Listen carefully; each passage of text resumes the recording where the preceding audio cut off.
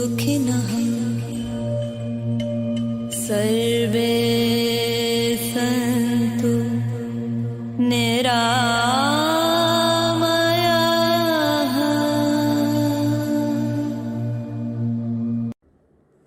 मित्रों नमस्कार, प्रणाम। एक बार आप सभी का पुनः स्वागत है हमारे इस चैनल इंटीग्रल हेल्थ यानी कि संपूर्ण स्वास्थ्य में। मित्रों, जब हम संपूर्ण स्वास्थ्य की बात करते हैं तो हम आज का विषय जिसका चुनाव किया है साधना और स्वास्थ्य, इसकी उपयोगिता क्या है, इसका महत्व क्या है, आज इस बारे में बात करते हैं। भोग अपवर्गार्थे प्रकृतेरात्मा। भोग और अपवर्ग यानी कि सांसारिक भोग हो चाहे आप मोक्ष के अभिलाषी हो, दोनों ही स्थितियों में आपको अच्छे शारीरिक स्वास्थ्य की जरूरत है। मित्रों, चारों तरफ ये जो टेम्पटेशन का, लुभावन का, टेक्नोलॉजी का ये जो माहौल है, ये इंद्रियों के माध्यम से आपके शारीरिक स्वास्थ्य और मानसिक स्वास्थ्य दोनों पर निरंतर आघात करता है। ऐसे में हमें अपने इस शारीरिक और मानसिक स्वास्थ्य को किस तरह बचाए रख सकें, बनाए रख सकें, आज का ये विषय है।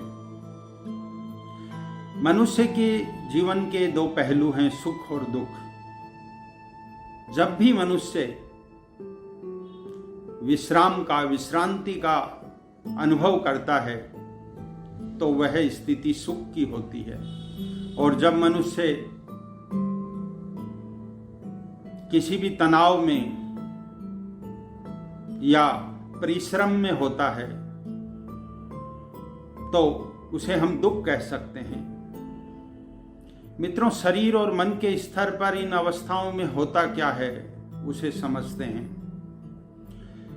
जब हमारे शरीर के स्तर पर परमाणुओं की अर्थात ऊर्जा की कमी होती है, जिन्हें हम भौतिकता के युग में परमाणुओं से, अणुओं से समझ सकते हैं कि कमी होती है, तो हम अपने आप को थका हुआ या दुखी महसूस करते हैं।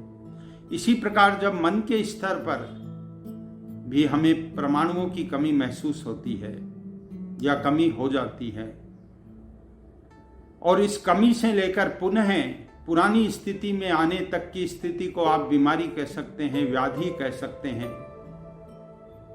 ऐसी स्थितियों को पुनः कैसे हासिल किया जाए, इसके लिए शारीरिक स्तर पर आप अच्छे खान पान, रहन सहन इसका प्रयोग करते हैं। घूमना फिरना, व्यायाम, जिसे आहार और विहार भी कहा गया है।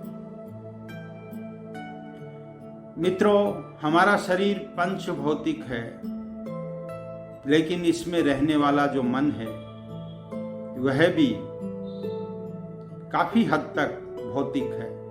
मनुष्य का शरीर, जैसा कि वेद की ऋचाएं कहती हैं, आत्मने आकाशो संभूत। आकाशात वायु, वायुरग्नि, अग्निरापो, और फिर इसके बाद पृथ्वी। तो आत्म तत्व से आकाश तत्व की उत्पत्ति हुई है, आकाश से वायु, वायु से अग्नि, और अग्नि से जल व पृथ्वी क्रम से। हमारे पार्थिव शरीर पर जब अणु परमाणुओं की या ऊर्जा के स्तर की कमी होती है तो हम अच्छे खान पान से उसकी आपूर्ति कर लेते हैं। मन भी कुछ हद तक स्थूल है, वह तीन आकाश, वायु व अग्नि महाभूतों का एक विशेष महत्व है। मन के स्तर पर हम ये देखते हैं कि किस तरह से हम अपनी मानसिक स्वास्थ्य को प्राप्त करें। मानसिक स्वास्थ्य चूंकि थोड़ा सूक्ष्म है, इसलिए अगर हम इसको नकारते हैं तो हम लंबे अंतराल में शारीरिक स्वास्थ्य से भी वंचित हो जाते हैं।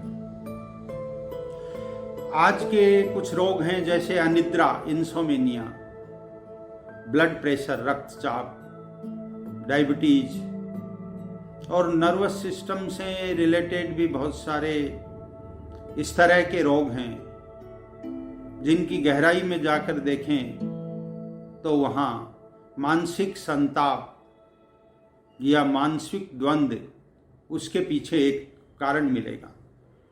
आज की मॉडर्न मेडिसिन जब उसमें हमें उसको क्योर करने के लिए कुछ औषधियाँ देती है जिसे हम एलोपैथी कहते हैं, तो ये रुग्णता बढ़ती जाती है। हमें जीवन भर बीपी, डायबिटीज व इंसोमिनिया, अनिद्रा की दवाइयाँ लेनी पड़ती हैं और धीरे धीरे इसके साइड इफेक्ट्स से अन्य बीमारियों का भी जन्म हो जाता है।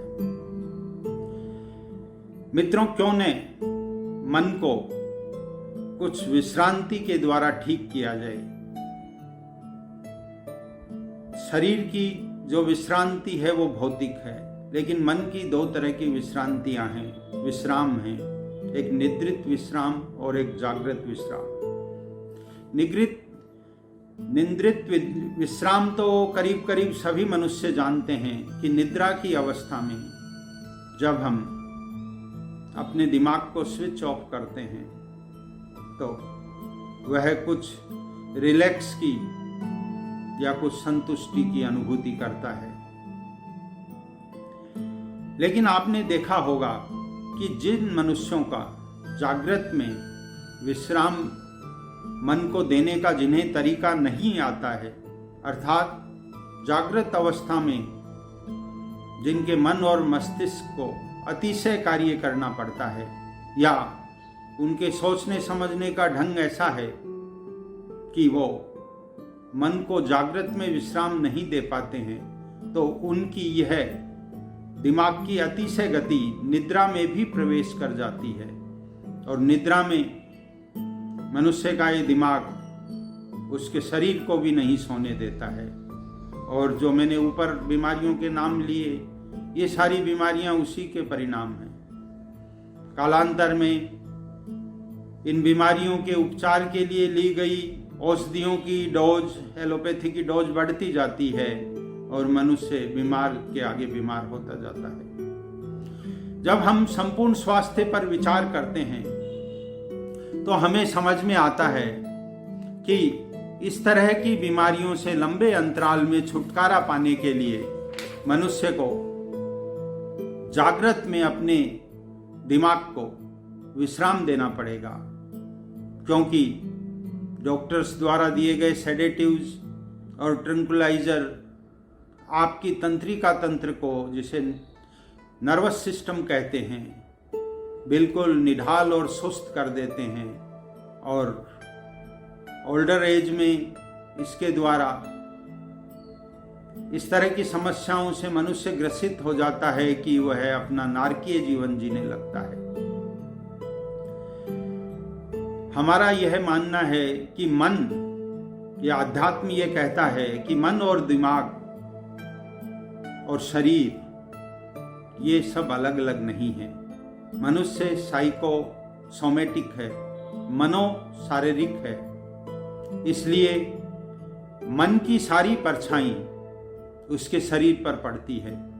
इसलिए अगर हम मन से ही चिंता, क्रोध और अतिरिक्त बोलना या अतिरिक्त मन के द्वारा किए गए कार्य, जो कि फिर निद्रा में भी प्रवेश कर जाते हैं, इनसे किस तरह छुटकारा पाया जाए।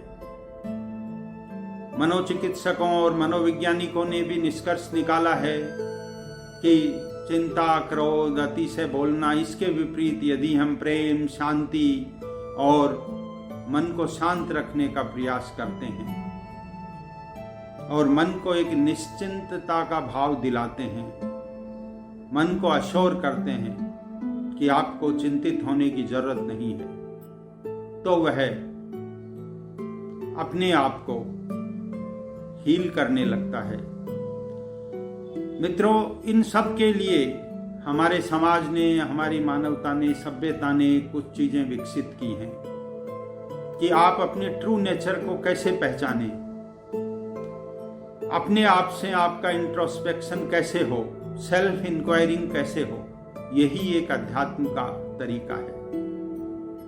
ध्यान अथवा मेडिटेशन के द्वारा, किसी संत के सानिध्य में, सत्संग के द्वारा, नाम जप या भजन या और भी कोई साधना का कोई ऐसा तरीका जिस पद्धति से आप पहले स्वयं को स्थिर रखें, अपने मन को धीरे धीरे स्थिर करें और अपने ध्यान और निधिध्यासन से,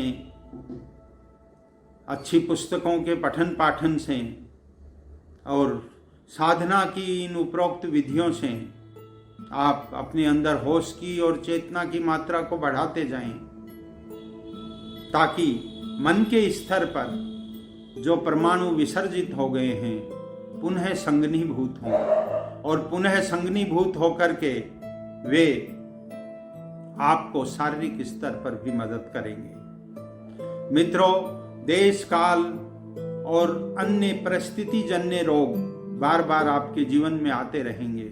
अगर आप मानसिक तौर पर, अगर आपका मानसिक संबल आपको सहयोग करता है तो आप शारीरिक समस्याओं से निजात पा सकते हैं। अन्यथा मानसिक बीमारियां आपके शरीर पर हावी हो जाएंगी और आप भविष्य में रुग्णता को प्राप्त होंगे। मनुष्य के पास मन के स्तर पर अतीन्द्रिय शक्तियां हैं, जिनके प्रयोग के द्वारा वह अपना आध्यात्मिक विकास तो कर ही सकता है, साथ साथ अपने खराब स्वास्थ्य की भी पुनर्स्थापना कर सकता है। इसके लिए हमें मन के स्तर पर जो कार्य करने पड़ेंगे उन्हें ही साधना कहा जाता है, उसे ही भजन कहा जाता है, उसे ही पूजा कहा जाता है। मनोचिकित्सकों का तो ये मानना है कि एक उम्र के बाद 40, 45, 50 वर्ष के बाद जब मनुष्य की अपनी कामनाएं, वासनाएं विराम की तरफ जाती हैं, तब मनुष्य को ये समझ में आता है कि इस जीवन में जो कुछ पाने योग्य मैंने समझा पा लिया, लेकिन आज मेरे पास संतुष्टि क्यों नहीं है, मेरे पास धैर्य क्यों नहीं है, मेरे मन में शांति क्यों नहीं है। इसलिए चिकित्सकों का ये कहना है कि 50 वर्ष के बाद की सारी बीमारियों की जड़ मनोविकार हैं और आध्यात्मिकता की कमी है।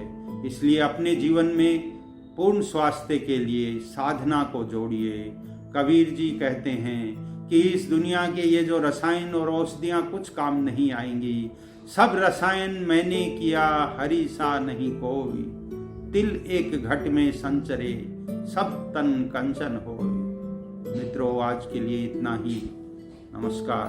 ओम शांति शांति।